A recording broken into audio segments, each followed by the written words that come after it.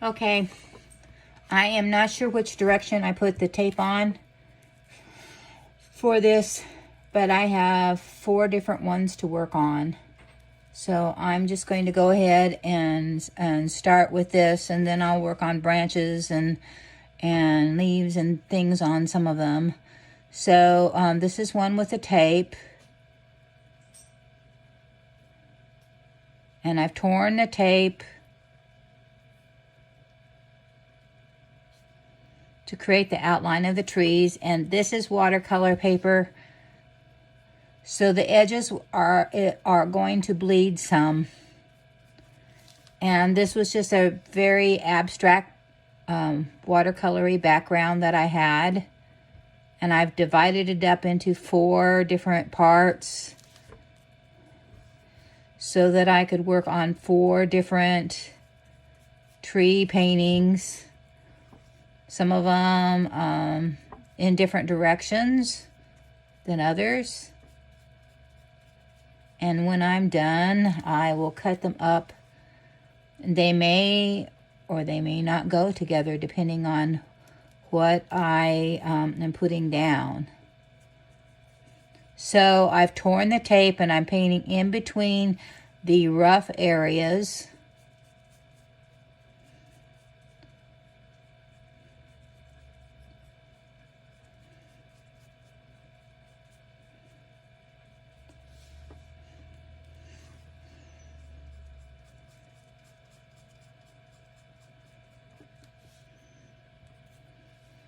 And as you see, I'm not trying to get it smooth. I'm just dabbing the paint on there. This is kind of a blackish purple color that I'm putting down here, which should be a dark complement to that yellow orange that is on the background. And I will probably go over it again after I take the tape off.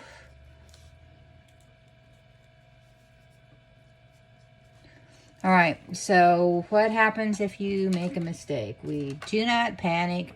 It just becomes part of it. So there I am on some of the yellow. I've taken water on a plain brush. I mean, painting should not be stressful.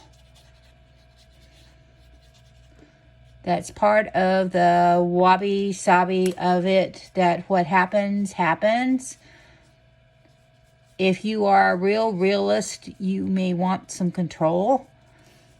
But after everything I've read about the Renaissance artist and the Baroque artist who achieved realism, is that they painted 50, 60 layers and changed color and changed everything as they worked forward. So if they didn't get it right the first time, they continue to go forward. And the great thing about acrylic is that you can continue to go forward and change some things that you may not like as mistakes, and you don't have to wait days and weeks for it to dry. That you can pull out your trusty blow dryer and dry it right away if you don't want to wait at all.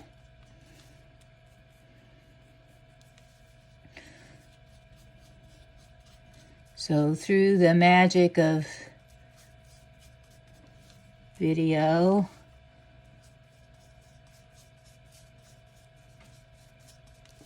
you may not even have to wait while I blow dry. I just may go from one clip to the next.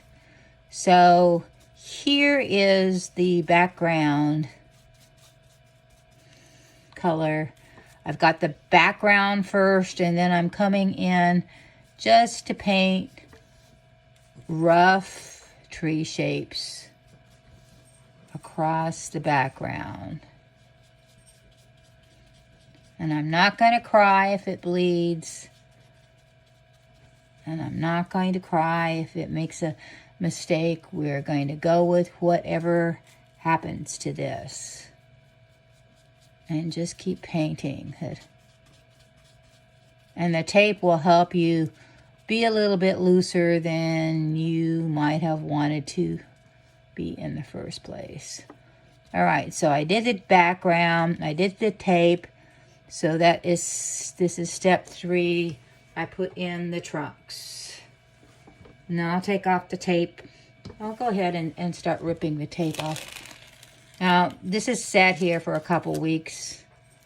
So I might be a little bit more careful. This is not painting tape. This is tape from Home Depot or Lowe's. That's blue house painter's tape. I've used the green.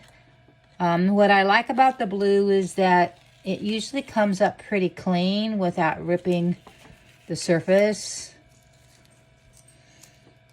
So I did not get this at Hobby Lobby or Michael's. I got this in the home improvement department.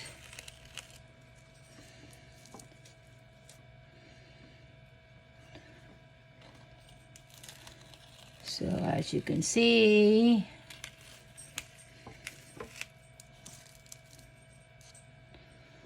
when I remove it, I get my little tree shapes. And these are just the trunks. See, and my background is very abstract. There's nothing realistic about this. This is an abstract painting. For me, that is the way that I want to go. That if I wanted to work on something more realistic, I would be working something digital. Where I could go in and airbrush and paint and work more photoreal, and then maybe work on top of a digital piece. Not that I can't paint realism.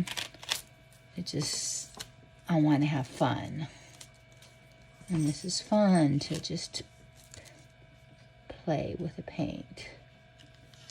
All right, so there's my first part of the abstract tree. So that is upside down from this one that's over here. These trees are going the other direction. And they've got more branches, and I don't know how I will change them. But I like that purple on the yellow. So I can come in with some white and some other things and really play with that.